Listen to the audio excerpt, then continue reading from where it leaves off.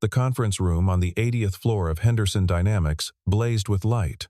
The $500 million contract sat before Adelaide Monroe, CEO, her blonde hair catching the glow of 100 camera flashes. She wore a red V-neck dress that had become her signature: bold, unapologetic, commanding. The metallic pen hovered inches from the signature line. Then the door burst open. A man in a security uniform, Leo Carter, spoke with quiet authority. "You have to go, ma'am." Now, the room froze. Adelaide looked up, meeting eyes that held no fear, only certainty. 30 seconds later, that decision would save an empire and open a heart. Henderson Dynamics rose like a glass cathedral in the heart of the financial district. Its headquarters represented more than architecture. It was a monument to innovation in energy and artificial intelligence. The building's security systems were state-of-the-art, layered with biometric scanners, encrypted networks, and round-the-clock monitoring. On the executive level, the Aurora conference room lived up to its name, windows stretching floor to ceiling, offering a panoramic view of the city below. Tonight, that room prepared to host what the press called the deal of the decade. Novatech Systems, a rising tech conglomerate, had negotiated for months to partner with Henderson Dynamics. $500 million, the largest contract in the company's history. The culture inside Henderson Dynamics was precise, almost surgical. Efficiency ruled. Data trumped intuition.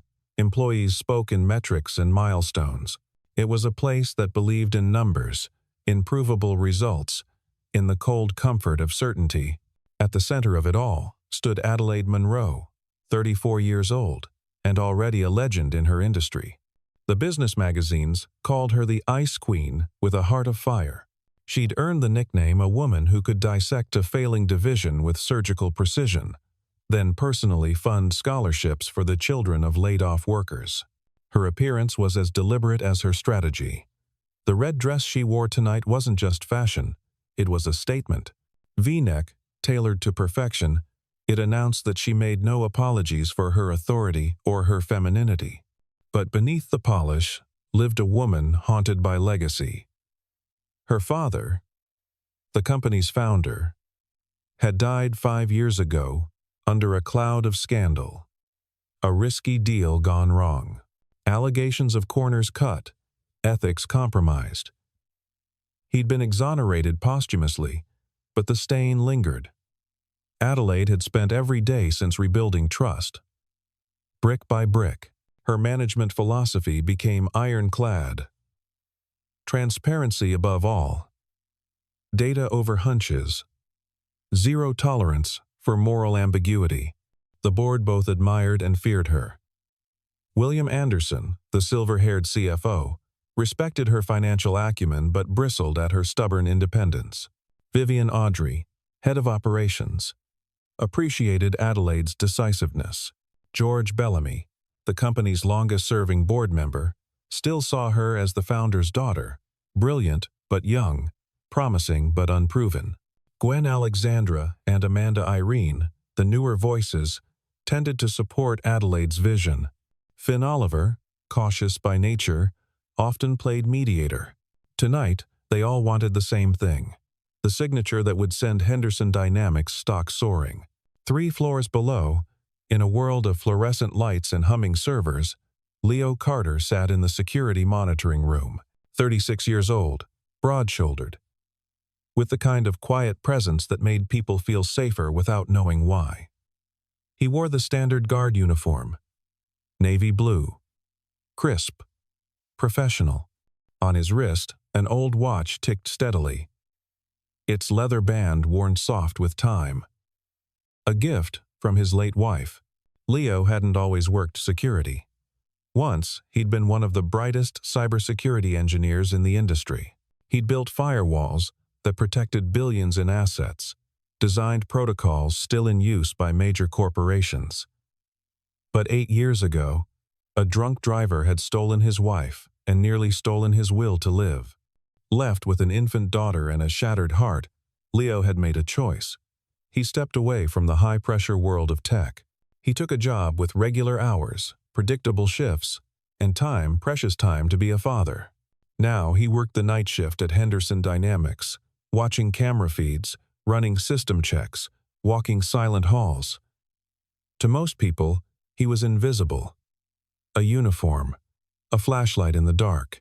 But Leo's mind remained sharp, his instincts honed by years of hunting digital threats. His daughter, Clara, 8 years old with her mother's bright eyes, was the sun around which his world revolved. She loved building robots from kits, loved drawing pictures of skyscrapers and spaceships. Last week, she'd drawn the Henderson Dynamics logo with a heart next to it, and the words, "Dad works here." Leo had taped it to his locker. His goal was simple: give Clara safety, stability, and a father who kept his promises. Show her that doing the right thing mattered more than doing the easy thing. Tonight, while champagne glasses clinked upstairs and photographers jostled for position, Leo sat before his monitors. Routine. Calm. Until it wasn't. In the Aurora room, the ceremony reached its crescendo. Adelaide stood at the head of the table. The contract spread before her like a map to the future. Network cameras broadcast live. Financial analysts watched from their terminals. Novatech's executives, led by their smooth-talking CEO, smiled with the confidence of winners. William Anderson leaned close. Stock price is already climbing on anticipation. Sign, and we're golden. Vivian Audrey glanced at her watch. We're on schedule. Right on schedule. Adelaide's fingers touched the pen. It was heavier than it looked: titanium, engraved with her father's initials. She'd carried it since his funeral. Every signature she made with this pen felt like a conversation with a ghost. Am I doing this right? Am I protecting what you built? Am I avoiding your mistakes? She scanned the room one last time. The eager faces, the blinking lights of recording devices, the weight of expectation pressing down like physical force. 3 floors below, Leo's eyes caught something wrong. Monitor 17 showed the basement server room. A data exfiltration warning blinked faintly in the corner, easy to miss if you weren't looking. But Leo was always looking. He leaned forward, fingers flying across the auxiliary keyboard. Log files appeared on his secondary screen. Network traffic spiked in patterns that didn't match normal operations. Someone was moving data, a lot of data, fast. Then he saw the figure on camera. Corbin Hale, a mid-level network technician. Leo recognized him from shift changes, the guy who always seemed a little too smooth, a little too interested in system access he didn't need. On screen, Corbin moved through the server room with purpose, inserting a security card that should have been deactivated, plugging a USB drive into a terminal before logging into the system backward protocol. Deliberate. Leo's pulse quickened. He pulled up the network pipeline schematic. They're embedded in the electronic signature pathway for tonight's contract, a Trojan payload. Hidden code designed to redirect the funds once the digital signature authenticated. He grabbed his radio, called the security office upstairs. This is Carter. We have a potential breach inside. Carter, we're in the middle of the signing ceremony, came the impatient reply. Unless the building's on fire, it can wait. But it couldn't wait. Leo's mind ran the calculations. The moment Adelaide signed, $500 million would process through the system. With that Trojan in place, the money would bounce through international accounts before anyone noticed. By morning, it would be untraceable. He had 2 choices: follow protocol and watch a catastrophe unfold, or break every rule in the book. Leo stood, grabbed his phone, and ran. The elevator seemed to take forever. Leo's mind raced through what he'd seen: the spike in data, Corbin's unauthorized access, the malware signature embedded in the payment pipeline. Years of cybersecurity training hadn't left him. He could still read the digital footprints, still recognize the anatomy of a heist. When the doors opened on the executive floor, he didn't slow down. Past the reception desk, past startled assistants, straight to the Aurora room. He opened the door without knocking. The room turned as one. Adelaide's pen was millimeters from paper. "You have to go, ma'am. Now." The words cut through the celebration like a knife through silk. George Bellamy shot to his feet. "Security! Get this man out of here." But Adelaide didn't move. She studied Leo's face, the intensity, the certainty. Something in his eyes stopped her from dismissing him out of hand. "You have 30 seconds, she said quietly. Leo pulled out his phone, brought up the screen captures he'd taken on his sprint to the elevator. "Data exfiltration alert from the server room. There's a Trojan embedded in your signature pipeline. Someone's redirecting the payment." He turned the phone toward her, showing network graphs, hash sequences, the telltale signatures of malicious code. "You're accusing," William started. "I'm not accusing," Leo interrupted, his voice steady. "I'm showing you evidence." Adelaide leaned in, studying the screen. Her degree in computer science earned before her MBA allowed her to parse what she was seeing. The redirect node. The foreign IP address. The timestamp that matched exactly with tonight's ceremony. Before she could speak, her own phone buzzed. A text from the Security Operations Center. "Urgent. Anomalous data spike detected. Level 5, alert." The color drained from Vivian's face. Adelaide. Adelaide's decision was instant. She set down the pen. "The signing is postponed." The room erupted. Novatech's CEO stood, face reddening. "This is outrageous. You can't seriously be." "Carter," Adelaide said, cutting through the noise. "Lead the way." It was the first time she'd trusted him. It wouldn't be the last. They moved fast. Adelaide, Leo, and 2 security guards. Adelaide summoned with a gesture. Down the emergency stairs. Because elevators were too slow. Leo explained as they descended. "Corbin Hale, network technician. I saw him on camera, unauthorized server access." He inserted a USB before logging in, reverse of proper protocol. "The Trojan's fingerprint matches a man in the middle signature scheme used in a money laundering operation last year." Adelaide's heels clicked against metal steps. She'd kicked them off, running in stockings. "How much time do we have?" If he realized the signing stopped, he's running now. They burst into the basement level. Fluorescent lights hummed. The air smelled of ozone and cold electronics. Leo oriented immediately, leading them through corridors of server racks and cable runs. Ahead, a figure bolted. Corbin Hale, laptop bag over his shoulder. Sprinting for the exit. Leo didn't hesitate. Years of being a father, of chasing a laughing 8-year-old through playgrounds, of catching her when she jumped off swings had kept him faster than his security uniform suggested. He closed the distance, dodged a hurled computer monitor, and tackled Corbin against a steel support beam. They hit hard. Corbin thrashed, clawing. Leo's shoulder scraped against exposed metal, tearing fabric, drawing blood. But his grip held. Within seconds, the security guards arrived, cuffed Corbin's wrists. Leo pulled the USB drive from Corbin's pocket. On the laptop screen, still glowing, a schematic. Wire transfer routes. Shell companies. Account numbers in the Cayman Islands. Adelaide stood over them, breathing hard. Her red dress incongruous in the industrial setting. She looked at Leo, then at the evidence. "Lock him up. Lock down the network. Nobody touches anything until our cybersecurity team arrives." Back on the executive level, the aftermath hit like a shockwave. The board convened an emergency session. Camera crews, sensing drama, refused to leave. The signing had been interrupted by a security guard. The story was already spreading.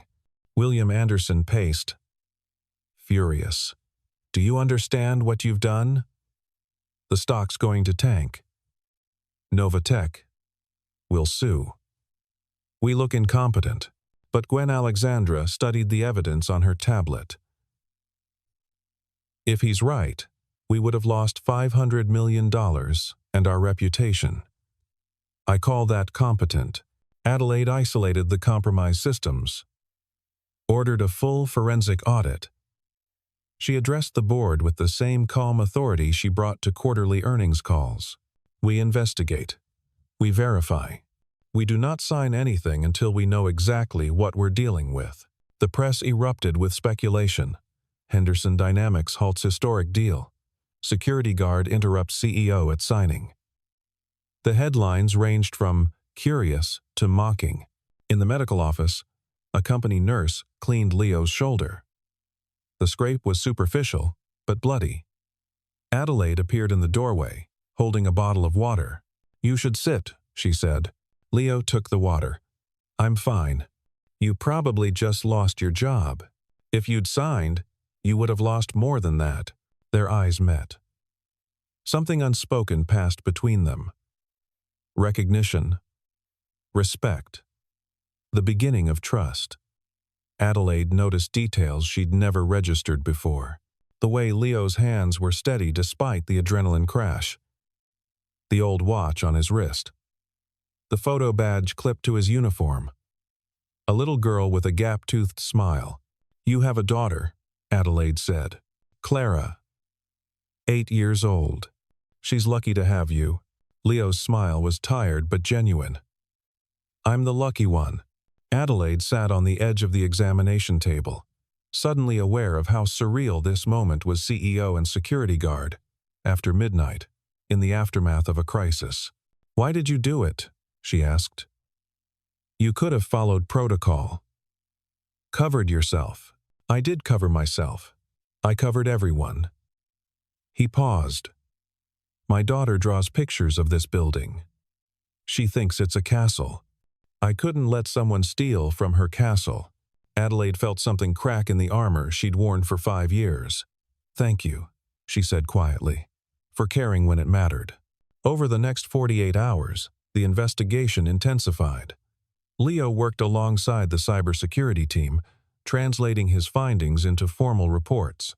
He walked them through the logs, explained the malware's structure, traced the digital breadcrumbs back to their source.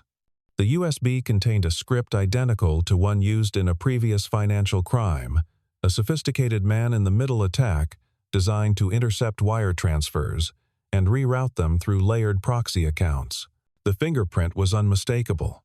Adelaide called an emergency board meeting. She presented the evidence methodically. Network logs, USB contents, Corbin's access history, the connection to Novatech systems. The conclusion was inescapable. This wasn't a rogue employee. This was a coordinated theft attempt. "I'm recommending we not only cancel the deal, but report Novatech to federal authorities," Adelaide announced. William Anderson looked like he'd swallowed glass. "The stock's already down 12%. You cancel this deal, shareholders will call for your head." "Then they can have it," Adelaide said coolly. "But they won't get this company's integrity. Not on my watch." She drafted a statement, vetted by legal, approved by the board's majority. It went out at noon. Henderson Dynamics has identified credible evidence of fraud related to the proposed Novatech partnership. We are suspending all negotiations and cooperating with law enforcement. The stock dropped another 8%. Trading was halted. Analysts scrambled. But Adelaide didn't flinch. That evening, she stood on the glass balcony of her office, watching the city lights blink on as dusk fell.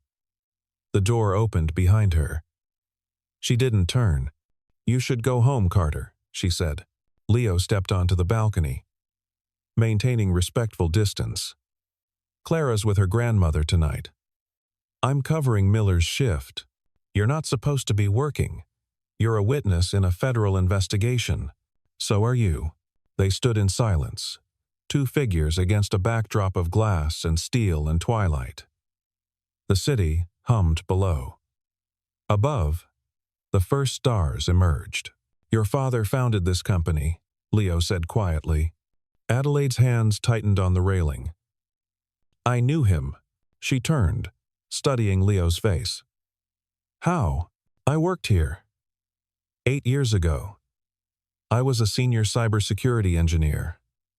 I reported a project that violated data protection laws. Your father buried the report. I pushed harder. He fired me." The revelation hit her like cold water. "What?" "He told me to go, said I didn't understand business realities. A month later, the project collapsed anyway, cost the company $40 million in fines." Leo's voice held no bitterness, only fact. "I don't blame him. He was trying to save something. He just chose the wrong way." Adelaide felt tears sting her eyes, the first she'd cried in front of another person in years. He made mistakes. He did. But he built something worth saving. And you're doing it right. Am I? Her voice broke slightly. "I feel like I'm fighting his ghost every day." Leo stepped closer. His presence solid, grounding. "Today, you made the choice he couldn't make. You stopped something wrong from happening, even when it cost you. That's not fighting his ghost. That's honoring his best intentions." Adelaide let one tear fall, then another. She didn't wipe them away. "The board wants me gone. William's already gathering votes. Then you fight. But you don't fight alone." Their eyes held. The city glittered below them, indifferent to human drama. But on this balcony, something shifted, a connection neither had expected. Built not on attraction but on something deeper. Mutual recognition of character. Within 72 hours, Novatech's legal team launched a counteroffensive. They issued statements denying any wrongdoing, accused Henderson Dynamics of defamation, threatened a massive lawsuit for breach of contract and reputational damage.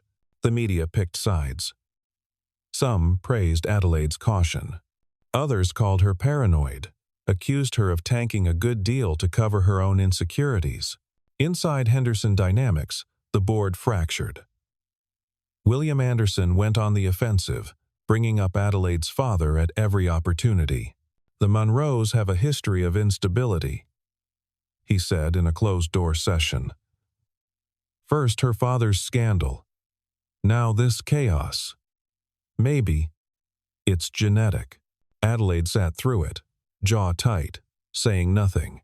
She'd learned long ago that defending yourself against poison only spread the poison faster. She let him talk. When he finished, she presented updated findings. Corbin Hale's phone records show 17 calls to a Novatech executive in the last month. His bank account received 3 deposits totaling $60,000. Wired from a shell company registered in Delaware, a company whose registered agent also represents 2 Novatech subsidiaries. Vivian Audrey leaned forward. "That's not coincidence." "No," Adelaide agreed. "That's conspiracy." Meanwhile, Leo and Gwen Alexandra worked on a digital trap. If Novatech was confident enough to threaten legal action, they might try to cover their tracks by accessing the compromised servers remotely. Leo proposed a honeypot, a fake signature endpoint that would log any access attempts and trace them back to their source. They set it up in 48 hours. Then they waited. On the third night, someone took the bait. A remote access attempt, routing through multiple VPNs, trying to delete evidence from the payment pipeline. But the honeypot captured everything. IP addresses, access credentials, even keystrokes. The digital trail led directly to a Novatech server farm in Virginia. Leo handed the evidence to Adelaide. "That's your smoking gun." She called the FBI. The pressure mounted. William called for an emergency board vote, temporary removal of Adelaide, pending an independent review. The motion needed 4 votes to pass. He had 3 guaranteed: himself, George, and Finn. who'd been swayed by fear of shareholder lawsuits. He needed one more. The night before the vote, Adelaide barely slept. She sat in her office, surrounded by evidence files, legal briefs, analyst reports. The pen her father had used sat on the desk. She picked it up, turned it over in her hands. "What would you do?" she whispered to the empty room. A soft knock. Leo stood in the doorway, 2 cups of coffee in hand. "Thought you might need this." Adelaide accepted the cup, grateful. "You should be home with Clara. She's asleep. And you shouldn't be alone right now." He sat across from her, not saying anything, just present. The companionship was enough. After a long silence, Adelaide spoke. "I found the file. The report you submitted about my father's project." Leo waited. "You were right. About everything. The data violations, the legal exposure, the ethical problems. You tried to stop it, and he..." She couldn't finish. "He was scared," Leo said gently. "Scared of losing the company. Scared of failing. Fear makes people do things they'd never do otherwise." "I'm scared too," Adelaide admitted. "Scared I'll lose the vote tomorrow. Scared I've destroyed everything he built trying to save it." Leo leaned forward. "Your father said, you have to go to get rid of a problem. You said, you have to go to prevent a catastrophe." Same words. Completely different meanings. That's who you are, Adelaide. You took something broken and made it mean protection instead of rejection. She looked at him, really looked. The quiet strength, the steady presence, the absence of judgment. "How did you get so wise?" "Single parenting," he said with a small smile. 8-year-olds don't let you get away with anything less than honest. Adelaide laughed, the sound surprising her. When was the last time she'd laughed? They talked until dawn about Clara's robot obsession, about Adelaide's fear of repeating her father's mistakes, about the strange paths that led people to the moments that defined them. As the sun rose over the city, Adelaide felt something she hadn't felt in years. Hope. The board meeting convened at 9. All 6 members present, plus legal counsel. William presented his motion with practiced rhetoric. Adelaide defended her actions with evidence and calm logic. Then she did something unexpected. She acknowledged the cost. "I understand the financial impact of my decision," she said. "Our stock is down 21%. We've lost a major partnership. Shareholders are angry. But I'd make the same choice again, because the alternative was losing something we can't get back: our reputation for integrity." She pulled up the latest evidence on the screen. "The FBI now has proof that Novatech Systems attempted to defraud us of $500 million. They've opened a formal investigation. 3 executives have been arrested. If we had signed that contract, we wouldn't just have lost money, we'd have been complicit in a criminal enterprise." The room went silent. Gwen spoke first. "I vote to keep Adelaide as CEO." Vivian seconded. "Agreed." Amanda raised her hand. "She has my confidence." George Bellamy, the old guard, studied Adelaide for a long moment. Then, surprisingly, he nodded. "Your father would be proud of you. You did what he couldn't." "My vote is yes." William's face went white. Finn, seeing the tide turn, withdrew his support from the motion. Adelaide remained CEO. But more importantly, she'd proven something to herself. The next morning, Adelaide held a press conference. Major networks carried it live. She stood at a podium, dressed in navy blue, strong but not aggressive, and told the truth. "Henderson Dynamics was targeted by a sophisticated fraud scheme," she began. "Thanks to the vigilance of our security team, specifically Leo Carter, a night shift security officer, we identified the threat before any damage occurred." She detailed the evidence, careful not to compromise the ongoing investigation, but transparent about what had happened. Then she made an announcement that surprised everyone. We will not be pursuing the Novatech partnership. Instead, Henderson Dynamics is partnering with the Institute for Renewable Energy Research on a 5-year collaboration focused on ethical AI and sustainable technology. This partnership has no monetary transfer, only shared resources and knowledge. We're building something that matters more than profit margins. The reporters erupted with questions. Adelaide answered them with patience and precision. Then she gestured to the side of the stage. I'd like Leo Carter to join me. Leo, uncomfortable in a borrowed suit, walked out. Camera flashes exploded. This man, Adelaide said, saved this company, not because it was his job, because it was right. He's being promoted to head of security training, effective immediately. Applause filled the room. Leo shook Adelaide's hand, the grip lasting a moment longer than professional. Behind the scenes, federal agents arrested Corbin Hale formally, along with 3 Novatech executives. The evidence was overwhelming: the honeypot logs, the financial transfers, the script fingerprints. Novatech stock collapsed. Several board members resigned. The story dominated financial news for weeks. But at Henderson Dynamics, something quieter happened. Adelaide restructured security protocols. Leo built training programs that combined technical expertise with ethical judgment. Clara came to visit one day, wide-eyed at seeing her father's name on an office door. "Dad has an office?" she whispered, awed. "He earned it," Adelaide said, kneeling beside her. "Your dad's a hero." Clara Biamed. "I know." Weeks turned to months. The company stabilized. Stock prices recovered. The ethical AI partnership generated positive press and genuine innovation.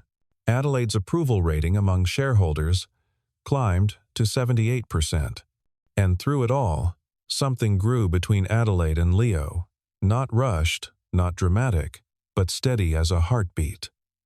They had coffee in the early mornings before his shift ended and her day began. They talked about everything and nothing. He showed her photos of Clara's latest robot. She confessed her fears about leading, about being enough. One evening, after the press conference where they announced the completion of the fraud investigation, they stood in the empty lobby. Everyone else had gone home, just the two of them and the sound of the city outside. "If you hadn't said you have to go that night," Adelaide began, "then I wouldn't be here now," Leo finished. "And neither would you. Not the real you." She smiled, reached out, and took his hand. Just for a moment. No words. Just connection. 1 year later, the new building opened. Monroe Carter Innovation Tower. Dedicated to ethical technology research and development. The name had been Adelaide's idea. Leo had protested too much, he said. But she'd insisted. "You saved more than money that night," she told him. "You saved what this company stands for." The dedication ceremony was small, intimate. Board members, key staff, a few reporters, and Clara, wearing a dress she'd picked out herself, clutching a small robot she'd built, a silver and blue creation with "For Dad and Miss Monroe" engraved on its base. "I made you both a present," she announced, presenting it with ceremony. Adelaide knelt down, accepting it with appropriate gravity. "It's perfect." "It's a guard bot," Clara explained. "It watches for bad guys." Leo ruffled his daughter's hair. "Just like Dad." Inside the tower's lobby, they'd installed to photograph the security camera image from that night, frozen at the moment Leo opened the door. Below it, a plaque, "The 30 seconds that saved $500 million. But the real caption, the one Adelaide thought every time she saw it, was different. "The 30 seconds that saved me." As the sun set over the city, 3 figures walked toward the elevator. Adelaide in her signature red, Leo in a suit that actually fit now, and Clara between them, chattering about her latest invention. Their shadows stretched long across the polished floor, 3 lives that had intersected at exactly the right moment. Sometimes going meant leaving, but sometimes going meant moving forward together, towards something neither could have reached alone. The doors closed. The tower stood. And somewhere in the security office, a monitor blinked steadily, watched over by people who understood that protecting something meant caring enough to act when it mattered most. You Have to Go had become their shared story, not an ending, but a beginning. Words that once meant rejection now meant salvation. A command that once meant exclusion now meant belonging. In the elevator, Clara looked up at the 2 adults flanking her. "Are we going home?" Adelaide and Leo exchanged a glance, the kind of look that held entire conversations. "Yes," they said together. They were.